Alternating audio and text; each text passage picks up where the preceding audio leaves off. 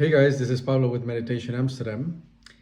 Today I want to invite you to consider a certain angle that I sometimes share with people who have a tough time eliciting negative emotions that need to be worked through. And at the same time know that there's something to be resolved, something there that needs to be allowed to come to the foreground. And this notion is one in which we somehow intuitively know that a lot of the habits in our lives have developed around not getting caught by a certain feeling. What that feeling is not always entirely clear to us, but we know that we don't really want it to catch us, right? So some people will become workaholics to avoid that feeling. Some people will become alcoholics to become that feeling, or to avoid that feeling. Some of us will develop a kind of obsession with romantic relationships, or we will chase thrills, right? Whether sportsy thrills or financial thrills by, gambling with crypto or whatever.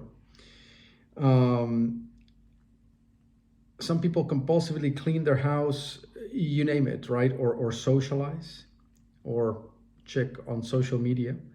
Whatever our tactics may be, whether it is shopping, whatever, or all the other things that I've mentioned, the ultimate objective is not to let that looming thing catch us, that monster that is always under the bed, and we just can't let it catch us.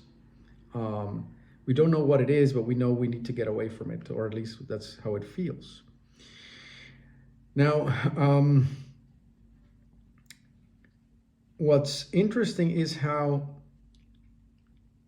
it is often the case that we need to simply be made aware that allowing it to catch us is a possibility. I had a very rewarding session with someone last week who was doing shadow work for the first time. And we had to fish around quite a bit to find some negative emotions that we could work with. But as soon as they came up, it was really as simple as inviting that person to feel the sensations in the body and feel the overarching emotion that was coloring the moment, to make them realize that that was an available move in this situation. In other words, running was not the only option. Running away either with action, or running away with our attention and going into some sort of spinning our mental wheels, thinking about future scenarios, or hating on someone, or arguing in our head, that there was an option in which one could simply allow the feeling to come up, feel it in the body, notice that it was not quite the same as the overarching emotion, and it was certainly not the same as whatever memories, talk, or imagery arose in the head. And to also notice that in that exercise of allowing these feelings to come up, there would almost certainly arise in parallel a reluctance to feel these, or a reluctance to be okay with them. Some sort of automatic self-protection that says, I don't want to be feeling this. And that ought to be equally honored and allowed.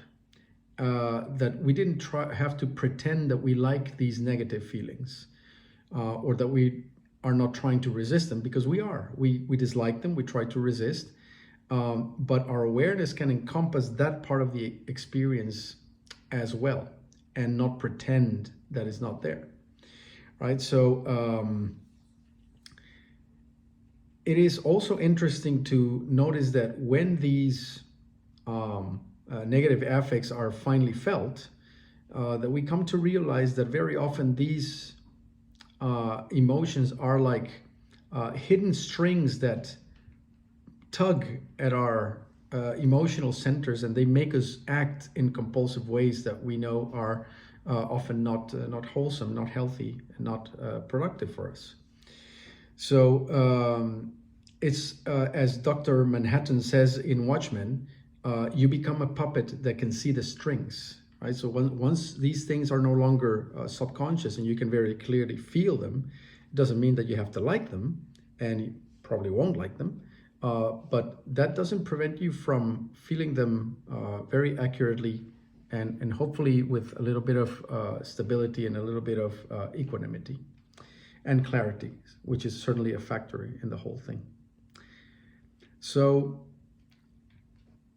in a sense, this video is a very simple invitation to allow things to catch you, allow emotions to catch you, to begin to notice when there is a compulsion to either check on your phone or shop or socialize or drink, or go into whatever habits we typically go into, even if they're productive and healthy habits. If they are compulsive and we are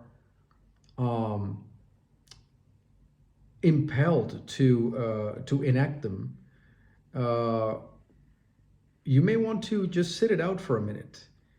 And that minute could be quite revealing. It can allow that looming thing to finally catch you, that you may see what it is. I mean, on some level, you have to be also a little bit curious about, what is this thing that I keep running away from? Because it's running my life, and I've never met its acquaintance, right? It's always, oh, here comes that scary thing. I better be elsewhere by the time it gets here. I'm going to be doing stuff. And this time around, we're going to stand our ground and go, well, what are you? Who are you? I want to see what you're made of. And I want us to engage into a completely open and clear conversation with that, with these emotions and these sensations. So it's not that difficult to elicit them, as a matter of fact, because whatever compulsions we enact, if we pause for a moment before we engage in compulsive action, we'll start to feel that restlessness. It's going to feel like we are really, we're squirming in our seat, we're definitely not at ease with ourselves. And that lack of ease, that's the one that we want to start clarifying, because at the end of the day, what we want is to be comfortable in our own skin.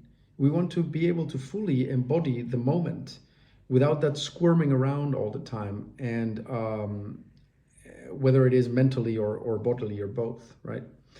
So if you want to, as Dr. Manhattan says, be that rare puppet that can see the strings. And by the way, Dr. Manhattan is a character in the movie Watchmen. If you haven't watched it, it's a bit of a strange movie, actually. It's about mentally disturbed superheroes, in essence. And Dr. Manhattan is beyond the superhero. He's almost a demigod, but he explains that the reason he has all these powers is because he is a puppet who can see the strings. He's still a puppet, but he can see the strings. That's how he explains it. So if you want to see what strings are pulling at you, what is the hidden pole that is making you compulsively act in ways that you don't want to act, or respond, or rather react in ways that you would rather have be a response, a calibrated, harmonious response, then allowing the threat to catch you is the way to go. And eventually we need to see through it and come to realize that it was never really a threat, but something from the past that needed to be felt and clarified and processed, or metabolized, so that we could be free of it and in harmony with it. That's the essence of today's video. Fairly short video, actually, but I thought it would be worth sharing. If you have thoughts about it, sharing in the comment section. And if you think that sharing, liking, and subscribing is due, then I'm very grateful for that. I'll be back with more videos pretty soon. Cheerio. Bye-bye.